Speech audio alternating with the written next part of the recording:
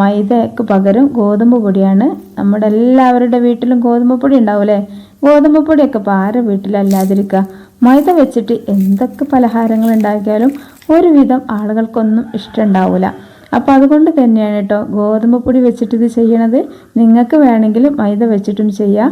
അപ്പോൾ അതിന് വേണ്ടിയിട്ട് ഞാനിപ്പോൾ ഇവിടെ കുറച്ച് മൈദയ്ക്ക് പകരം ഗോതമ്പ് പൊടി എടുത്തിട്ടുണ്ട്. നിങ്ങൾക്ക് അളക്കണമെങ്കിൽ അളക്കാം. ഞാനിപ്പോൾ അളന്നിട്ടൊന്നുമില്ല കേട്ടോ. നമുക്ക് അളക്കേണ്ട ആവശ്യമൊന്നുമില്ല. ഒരുപാട് കാലം അടുക്കളയിൽ ഇങ്ങനെ വർക്ക് ചെയ്യുമ്പോൾ എന്തിനാലും അളവിൻ്റെ ഒക്കെ ആവശ്യം. അപ്പോൾ അളക്കണമെങ്കിൽ അളക്കാം. ഒരു 1.5 കപ്പ് ഗോതമ്പ് പൊടി എടുത്തോളി. ഞാനിപ്പം ഒരു കമ്മട്ട എടുത്തിക്കാണ്, 1.5 കപ്പോളം എടുത്തിട്ടുണ്ട്.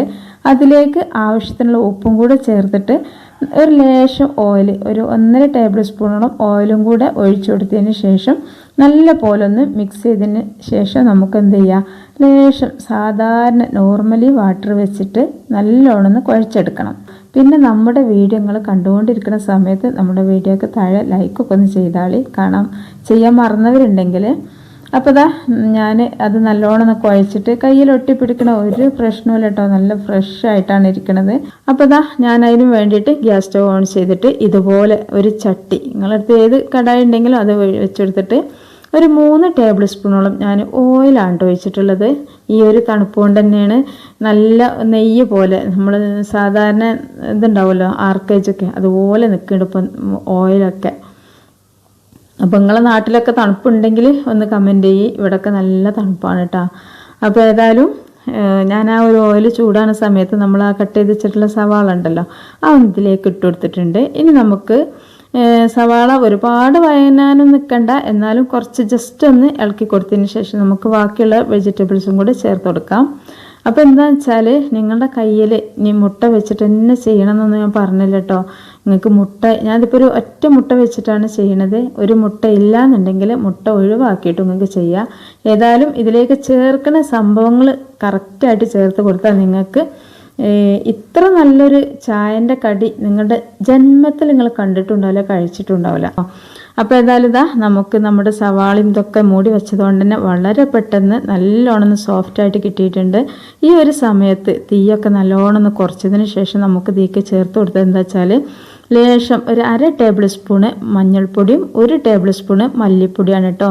ഇനി നമുക്കിതിലേക്ക് വേണ്ടത്, മുളക് പൊടിയൊന്നും ഞാൻ ആഡാക്കണില്ല, ഗരം മസാലപ്പൊടി ഉണ്ടെങ്കിൽ അത് ഇട്ട് കൊടുക്കുക. ഞാനിപ്പോൾ ഗരം മസാലയ്ക്ക് പകരം ചിക്കൻ മസാല കേട്ടോ ചേർക്കണത്.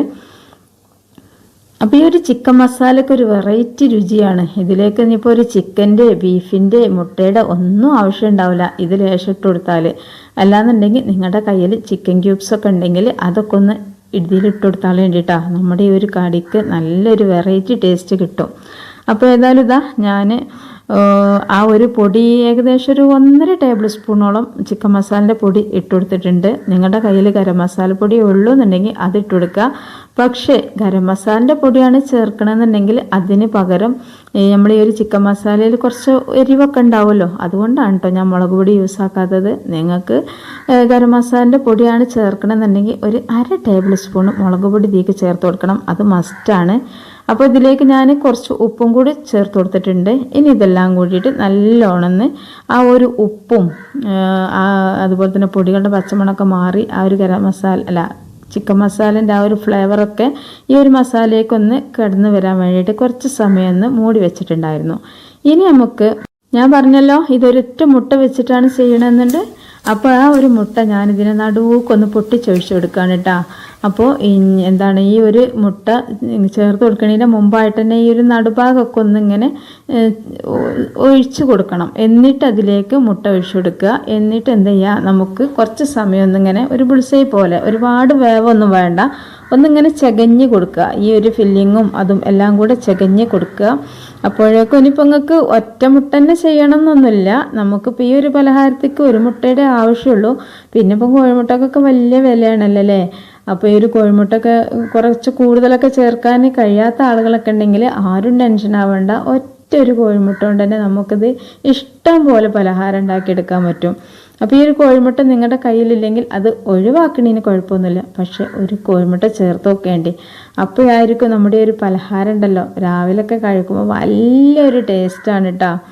അപ്പോൾ ഞാനിപ്പോൾ ഇത് പരിപാടിയൊക്കെ കഴിഞ്ഞിട്ടുണ്ട്. ഇനി നമുക്കിതൊന്ന് വാങ്ങി വെച്ചിട്ട് നമ്മൾ ആ ഒരു ഇതുണ്ടല്ലോ പൊടിയൊക്കെ ഇപ്പോൾ നല്ലോണം ഒന്ന് സോഫ്റ്റ് ആയിട്ടുണ്ടാവും. ഇങ്ങനെ റെസ്റ്റ് ചെയ്യാൻ വെക്കേണ്ട ആവശ്യമൊന്നുമില്ല കേട്ടോ. ഞാനേതായാലും ഒരു ഫില്ലിംഗ് ഒന്ന് റെഡി ആക്കാൻ വേണ്ടി ഒരുങ്ങല്ലേ, അപ്പോൾ അതുകൊണ്ടൊന്ന് റെസ്റ്റ് ചെയ്യാൻ വേണ്ടി വെച്ചതാണ്. അപ്പോൾ ഇതാ മാവ് ഒന്നും കൂടി നല്ലോണം സോഫ്റ്റ് ആയിട്ട് തന്നെ കിട്ടിയിട്ടുണ്ട്. അപ്പോൾ നമ്മൾ ചപ്പാത്തിക്കും ഭൂരിക്കും പച്ചവെള്ളത്തിൽ കുഴക്കുന്നത് തന്നെയാണ് നല്ലത്. എന്നാൽ ഒട്ടും എണ്ണൊന്നും കുടിക്കൂല. എന്നാലും ഭൂരി നല്ലോണം സോഫ്റ്റ് ആവാൻ വേണ്ടിയിട്ട് നല്ലത് ഇളം ചൂടുള്ള വെള്ളത്തിൽ മാവ് കുഴച്ചെടുക്കണമെന്നാണ് കേട്ടോ. പക്ഷേ അതുപോലെ തന്നെ നമ്മൾ ചപ്പാത്തിക്ക് മസ്റ്റായിട്ടും ഇളം ചൂടുള്ള വെള്ളത്തിൽ തന്നെ കുഴച്ചെടുത്തെങ്കിലേ നമ്മുടെ ചപ്പാത്തി നല്ല സോഫ്റ്റ് ആയിട്ട് കിട്ടുള്ളൂ. പക്ഷേ ഈ ഒരു പലഹാരത്തിന് നമുക്കൊരിക്കലും ചൂടുള്ള വെള്ളത്തിൻ്റെ ഒരാവശ്യമില്ല കേട്ടോ. ഇനിയിപ്പോൾ വെള്ളം നമ്മുടെ കയ്യിലുണ്ടെങ്കിൽ പോലും നിങ്ങൾ ഇതിലേക്ക് എടുക്കാതിരിക്കുകയാണ് വേണ്ടത്. കാരണം ഈ ഒരു പലഹാരത്തിന് നമുക്ക് ഒട്ടും എണ്ണ കുടിക്കാതെ നല്ല പെർഫെക്റ്റ് ആയിട്ട് പുറംഭാഗം നല്ല ക്രിസ്പിയും ഉൾഭാഗം നല്ല സോഫ്റ്റ് ആയിട്ടും കിട്ടണം എന്നുണ്ടെങ്കിൽ നമുക്ക് പച്ചവെള്ളത്തിൽ തന്നെയാണ് ഇത് കുഴച്ചെടുക്കേണ്ടത്. അപ്പോൾ ഇതാ ഞാൻ പിന്നെ അതുപോലെ തന്നെ നമുക്ക് ഇങ്ങനെ വട്ടുണ്ടാക്കാനും കുഴക്കാനും പരത്താനും ഒക്കെ കയ്യിൽ ഒട്ടിപ്പിടിക്കാതിരിക്കാനും ഒക്കെ നല്ലത് പച്ചവെള്ളത്തിൽ ചെയ്യാണ് കേട്ടോ. അപ്പോൾ ഇതാ ഞാൻ ഇത് ചെറിയ ബോൾസ് ആക്കിയിട്ടെടുത്തിട്ടുണ്ട്. നമ്മൾ സാധാരണ ചപ്പാത്തിക്കൊക്കെ എടുക്കണ ആ ഒരു ബോൾസ് തന്നെയാണ് കേട്ടോ. അപ്പോൾ ഇത്ര എണ്ണമാണ് നമുക്ക് കിട്ടിയിട്ടുള്ളത്. നിങ്ങൾക്ക് വേണമെങ്കിൽ ഞാൻ പറഞ്ഞല്ലോ കുറച്ച് കൂടുതൽ എടുക്കാം. അപ്പോൾ ഉണ്ടാക്കുന്ന സമയത്ത് നിങ്ങളുടെ വീട്ടിൽ കുറച്ച് പേരൊക്കെ ഉണ്ട് എന്നുണ്ടെങ്കിൽ ഇതിനേക്കാളൊക്കെ എല്ലാത്തിൻ്റെയും അളവ് കൂട്ടിയിട്ട് എടുക്കണമായിരിക്കും നന്നാവുക. അപ്പം ചപ്പാത്തി പരത്താൻ അറിയാത്ത ഒരുപാട് പേരുണ്ടാവില്ലേ. അപ്പോൾ അതിനൊന്നും നിങ്ങൾ ടെൻഷൻ ആവണ്ട കേട്ടോ. നിങ്ങൾ കണ്ടില്ലേ ഞാൻ പരത്തുമ്പോഴാ അങ്ങോട്ടും ഇങ്ങോട്ടൊക്കെ വളഞ്ഞും തിരിഞ്ഞൊക്കെ പോകണില്ലേ. അപ്പോൾ ആ ഒരു വളവോ തിരിവോ ഒന്നും നമുക്കിതിനെ ബാധിക്കണില്ല. നമ്മൾ ഈ ഒരു പലഹാരം എങ്ങനെ പരത്തിയാലും നമുക്കിതിനിപ്പോൾ നല്ലോണം ഒന്ന് റൗണ്ട് കിട്ടട്ടെ എന്ന് വിചാരിച്ചിട്ട് ഒന്ന് പാട്ടമൂടി കൊണ്ട് മുറിച്ചെടുക്കുകയോ ഒന്നും ചെയ്യണില്ല കേട്ടോ. നമുക്ക് എങ്ങനെ കിട്ടിയാലും നമുക്കിത് ഉണ്ടാക്കിയെടുക്കാം. വലിയൊരു ഷേപ്പിൻ്റെ ഒന്നും ആവശ്യമില്ല. പക്ഷെ നമ്മുടെ പലഹാരം നല്ല ഷേപ്പായിട്ട് വരും കേട്ടോ. അപ്പോൾ ഏതായാലും ഇതാ ഞാൻ രണ്ടെണ്ണം പരത്തി കാണിക്കണേ ഉള്ളൂ. ബാക്കിയൊന്നും ഞാൻ പരത്തി കാണിക്കണില്ല കേട്ടോ. സമയം കളയണ്ടെന്ന് വിചാരിച്ചിട്ടാണ്. പിന്നെ ഇപ്പോൾ പത്തിരി പരത്താനൊക്കെ ഇപ്പോൾ എല്ലാവർക്കും അറിയാമല്ലോ അല്ലേ. പക്ഷേ എന്നാലും അറിയാത്തവരുണ്ടെങ്കിൽ ഇങ്ങനെയൊക്കെ കുഴപ്പമുണ്ടായാലും അങ്ങനെ 5 പൈസ പോലെയും മുമ്പത്തെ 25-20 പൈസ പോലെയും ഇന്ത്യൻ്റെ ഭൂപടം പോലെയൊക്കെ ആയാലും നമുക്ക് ഈ ഒരു പലഹാരം ഒരു കുഴപ്പമില്ലാതെ ഉണ്ടാക്കിയെടുക്കാന്നുള്ള രീതിയിൽ ഒന്ന് പരത്തി കാണിക്കാണ് കേട്ടോ. അപ്പോൾ ഇതാ ഞാൻ 2 പരത്തി. ഇനി നമുക്ക് ഈ ഒരു ഫില്ലിങ് വെച്ച് കൊടുക്കണം. അപ്പോൾ ഒരുപാട് ഫില്ലിംഗ് ഒന്നും വെക്കേണ്ട ആവശ്യമില്ല. ഏകദേശം ഒരു 2 ടേബിൾ സ്പൂണോളം ഫില്ലിങ് വെച്ചെടുക്കുക. അതായിരിക്കും കറക്റ്റ്. പിന്നെ നമുക്ക് ഒരുപാട് ഫില്ലിങ് ഒന്നിൽ തന്നെ വെച്ച് കൊടുത്താലും കുഴപ്പമാണ് കേട്ടോ. കാരണം ഇത്രയും സാധനത്തേക്കുള്ള ഒരു ഫില്ലിങ് ഇത്രയല്ലേ. അപ്പോൾ ഫില്ലിങ് എത്രത്തോളം നിറക്കണം അതൊക്കെ നിങ്ങളുടെ ഇഷ്ടം. എന്നിട്ട് ഇതാ 2 സൈഡും ഇങ്ങനെ ചെയ്ത് കൊടുക്കുക. എന്നിട്ട് ഇങ്ങോട്ടും മറിച്ചിട്ട് നിങ്ങൾ കണ്ടല്ലോ നേർക്ക് കാണില്ലേ. അപ്പോൾ എന്താ വെച്ചാൽ ആദ്യം തന്നെ നമ്മൾ 2 സൈഡും അങ്ങോട്ടും ഇങ്ങോട്ടും വെച്ച് കൊടുത്താൽ പിന്നെ ഇങ്ങോട്ട് ഫില്ലിങ് പോരുന്ന പ്രശ്നമൊന്നുമില്ല. അതുപോലെ തന്നെ നമ്മുടെ ഈ ഒരു സൈഡ് ഒട്ടിക്കാൻ വേണ്ടിയിട്ട് മൈദൻ്റെ ഒന്നും ആവശ്യമില്ല കേട്ടോ. ചിലവരൊക്കെ കാണാം ഇങ്ങനത്തെ സൈഡൊക്കെ ഒട്ടിക്കാൻ വേണ്ടിയിട്ട് കുറച്ച് മൈദ ഒക്കെ കലക്കി നമ്മൾ പോസ്റ്റർ ഒട്ടിക്കണ പോലെ പശയൊക്കെ ഉണ്ടാക്കേണ്ട ആവശ്യമൊന്നും നമുക്ക് ഈ ഒരു അരിപ്പൊടി വെച്ചിട്ടാണെങ്കിൽ പിന്നെയും. പക്ഷേ നമ്മൾ ഗോതമ്പൊടിയും മൈദപ്പൊടിയൊക്കെ വെച്ചിട്ട് ചെയ്യുമ്പോൾ ഒരിക്കലും അതിനൊന്നും ആവശ്യമില്ല. ഈ ഒരു മാവിൻ്റെ വക്കന്നെ ഈ ഒരു ചപ്പാത്തി പത്തിരിൻ്റെ ഒക്കെ വക്കന്നെ നല്ലോണം ഒട്ടിപ്പിടിക്കും. അതുകൊണ്ട് തന്നെ നമുക്ക് വേണമെങ്കിൽ ഇതാ ഞാൻ ചെയ്ത പോലെ ചെറുതായിട്ടൊന്ന് വിരൽ വെച്ചിട്ട് ഒന്ന് പ്രസ് ചെയ്ത് കൊടുത്താൽ തന്നെ മതിയാവും. അപ്പോൾ തന്നെ നമുക്ക് ഇനിയിത് നമ്മൾ ഫ്രൈ ചെയ്തെടുക്കുന്ന സമയത്ത് അങ്ങനെ എണ്ണയ്ക്ക് ചാടും എന്നുള്ള പേടിയോ ഒന്നും വേണ്ട കേട്ടോ. നല്ല എളുപ്പത്തിൽ ഉണ്ടാക്കിയെടുക്കാൻ പറ്റുന്ന ഇത്ര നല്ല ഒരു ചായൻ്റെ കടി നമുക്ക് പിന്നെ ഫ്രൈ ചെയ്യുമ്പോൾ അത് പൊട്ടിയേക്ക് ചാടാൻ പാടില്ലല്ലോ അല്ലേ. അപ്പോൾ ഇതാ രണ്ടാമത്തെ ഞാൻ ഒന്നും കൂടെ കാണിച്ചു തരാം. കാരണം ചിലപ്പോൾ നിങ്ങൾക്ക് മനസ്സിലായിട്ടുണ്ടാവില്ല ഇത് എന്താ ഞാൻ ചെയ്തതെന്നുള്ളത്. അപ്പോൾ അതുകൊണ്ട് ഒന്നും കൂടെ കാണിച്ചു തന്നിട്ട് പിന്നെ ഒന്നും കാണിച്ചു തരുന്നില്ല കേട്ടോ. ഈ ഒരു രണ്ടാമത്തും കൂടി കാണിക്കുകയാണ്. നിങ്ങൾ കറക്റ്റായിട്ട് നോക്കി മനസ്സിലാക്കുക. കാരണം ഈ കുട്ടികൾക്കൊക്കെ ഒരുപാട് ഇഷ്ടമാണ് ഒരു പലഹാരം ആയതുകൊണ്ട് തന്നെ. പിന്നെ അതുപോലെ തന്നെ നമ്മുടെ വീട്ടിൽ എപ്പോഴും ഉണ്ടാകുന്ന കുറച്ച് സാധനങ്ങൾ വെച്ചിട്ടല്ലേ നമ്മൾ ചെയ്യണത്. അതുകൊണ്ട് തന്നെ നിങ്ങൾ എന്ത് ചെയ്യുക, ശ്രദ്ധിച്ച് അതാ ഇങ്ങോട്ട് ആദ്യം മടക്കുക. പിന്നെ എന്ത് ചെയ്യുക, അതാ ഇതുപോലെ ഒന്ന് ഇങ്ങോട്ട് മടക്കുക. അപ്പോൾ എന്താ പറയുക, ഈ 2 സൈഡും ഫില്ലായി. ഒരിക്കലും പിന്നെ ഇങ്ങോട്ട് ഈ ഒരു ഫില്ലിങ് ചാടൂല. പിന്നെ ഇങ്ങോട്ട് കൊടുക്കുക. അങ്ങനെ കൊടുത്തതാ ഇതുപോലെ ഒന്നും കൂടെ തിരിച്ച് കൊടുക്കുക. എന്നിട്ട് ഇത് അതിങ്ങോട്ട് കവർ ചെയ്യുക. എന്നിട്ട് എന്ത് ചെയ്യാതാ ഇങ്ങനെ വന്നിട്ട് ഇതാ ഇവിടുന്ന് ഇങ്ങനെ ചെറുതായിട്ടൊരു പിച്ചൽ ഇങ്ങനെ കൊടുത്താൽ മതി. ഒട്ടിക്കല്ല, ഇങ്ങനെ പിച്ച് കൊടുക്കുക. ഈ ഒരു ഭാഗവും ആ ഒരു ബക്കും പിടിച്ചിട്ട് ഇതുപോലെ ഇങ്ങനെ പിച്ച് കൊടുത്താൽ നല്ലൊരു മോഡൽ, ഒരു ബോർഡർ നമുക്ക് കിട്ടുകയും ചെയ്യും. നല്ല ഒരു പലഹാരത്തിന് കാണുമ്പോൾ തന്നെ നല്ലൊരു ബോർഡറൊക്കെ വെച്ചിട്ടുള്ളൊരു പലഹാരമാവും ചെയ്യും. എന്നാലോ നമുക്കതിൻ്റെ സൈഡൊക്കെ നല്ലോണം ഒട്ടിപ്പിടിച്ചിട്ട് പിന്നെ ഒരു പ്രശ്നം നമുക്കത് ഫ്രൈ ചെയ്തെടുക്കുന്ന സമയത്ത് ഉണ്ടാവില്ല. അപ്പോൾ ഇതാ ഒക്കെ ചെയ്തിട്ടുണ്ട്. വളരെ പെട്ടെന്ന് ഉണ്ടാക്കിയെടുക്കാൻ പറ്റും ചെയ്യും. അപ്പോൾ ഇതിൻ്റെ വലുപ്പം നിങ്ങൾക്ക് ഇതിലും കുറക്കണം എന്നുണ്ടെങ്കിൽ നമ്മുടെ വട്ടിൻ്റെ നമ്മൾ ഓരോ ബോൾസ് ഉണ്ടാക്കിയല്ലോ, ചെറിയ ചെറിയ ബോൾസ്, അതൊന്ന് ചെറുതാക്കുക. എന്നിട്ട് പത്തിരിയും ചെറുതാക്കിയാൽ ഒന്നും കൂടെ ചെറുതാവും കേട്ടോ. അപ്പോൾ ഞാനിത് ഏകദേശം ഒരു പഴംപൊരിൻ്റെ വലുപ്പത്തിൽ ചെയ്യുന്നുണ്ട്. അപ്പോൾ ഒന്നെന്നെ മതിയാവും നമുക്ക് അത്യാവശ്യം നല്ലോണം വയറ് നിറയാൻ വേണ്ടിയിട്ട്.